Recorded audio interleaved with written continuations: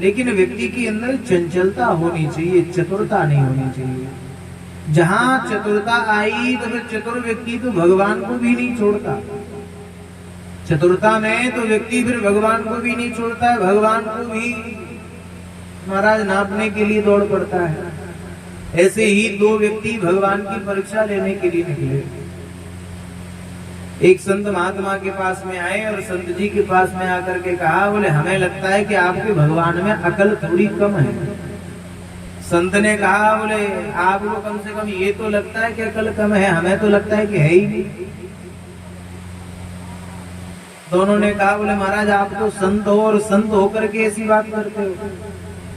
संत महात्मा ने कहा, बोले जिसने आप जैसे दो दो मूर्खों को प्रकट कर दिया हो तो उसमें हम तो यही समझते कि अकल है ही।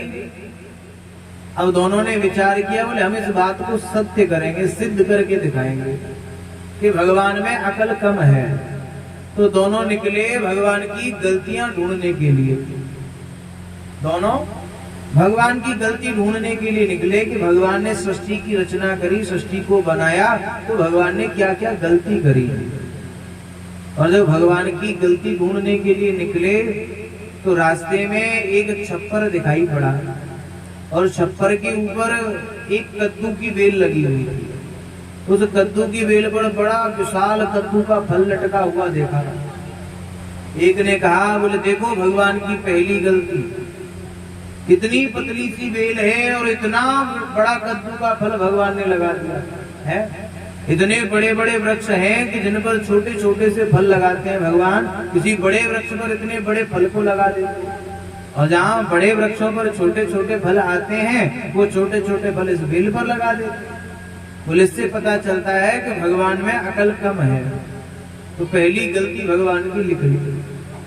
आगे बढ़े, एक आम का वृक्ष दिखाई पड़ा और जब आम के वृक्ष को देखा, बोले देखो भगवान की दूसरी गलती, कितना विशाल वृक्ष और छोटे छोटे से आम के फल। बोले वो कद्दू जितना बड़ा फल था उसे इस आम के वृक्ष पर लगा देते और ये आम का फल था उसे बेल पर लगा देते।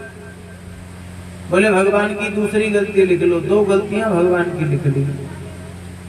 अब भगवान की कृपा से दोनों ने विचार किया कि थोड़ी देर यहीं इसी वृक्ष के नीचे विश्राम करें। और जैसे ही विश्राम करने लगे तो नींद आ गई, तो दोनों उसी वृक्ष के नीचे सो गए।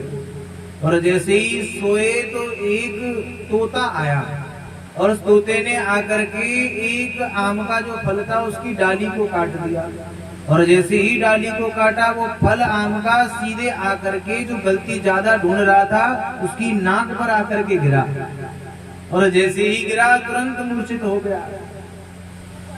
अब तो दूसरा खड़ा हुआ, दौड़ा दौड़ा जल के छींटे लगाए मुंह पर और जैसे ही होश में आया पूछा, बोले भैया क्या हुआ। बोले सबसे पहले तो भगवान की दोनों गलतियां काट दो।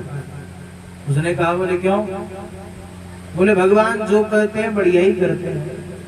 बोले बताओ हुआ तो क्या हुआ ये तो बताओ।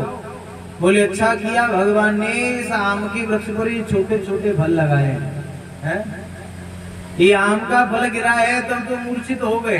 कहीं अगर विशाल कद्दू के फल लगाए होते और कद्दू का फल गिरता तो गोविंदाय नमो नमो हो जाता। इसीलिए जो व्यक्ति चतुर बनता है तो चतुरता में व्यक्ति जो वो भगवान को भी नहीं छोड़ता। अपनी चतुरता के आगे व्यक्ति भगवान को भी नापने के लिए दौड़ पड़ता है, कि भगवान की भी परीक्षा लेने के लिए दौड़ पड़ता है। ऐसा व्यक्ति फिर अपने आप को भगवान से भी श्रेष्ठ मानने लग जाता है।